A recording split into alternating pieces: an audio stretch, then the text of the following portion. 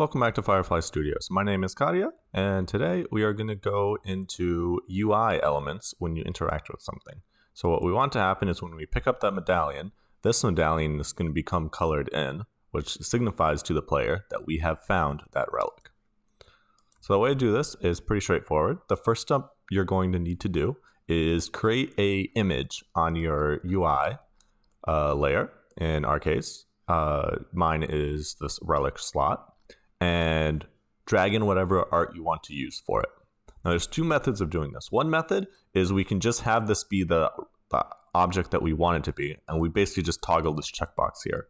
The other method is by changing the actual sprite here to a different colored sprite.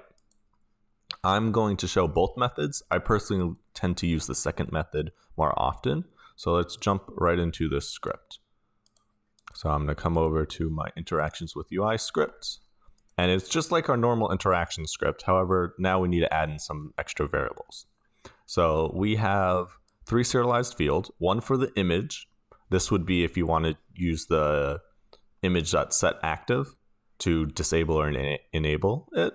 And then I've got 2 for sprites, which are my 2 variants. So my no pickup is the gray one, the yes pickup is the brown one. In the start, for the sprite method, we just initially set it to be the no pickup sprite. If you're using the other method, it would just be setActive.gameObject.setActive to false. And then you just change that to be true when you want to enable it. And then we create a update UI function, and in there we're just changing our sprite. And then when we collide with something, we want to change our sprite. So I'll do update UI. And that's all the code for it. I'll put a link in the top right to the video explaining how the onTriggerEnter function works. It's also a very straightforward function. So now it is going to throw an error because I have not attached the right script. So I should do that.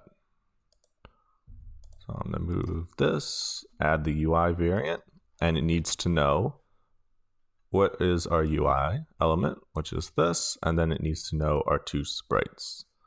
So I'm going to choose this one and this one.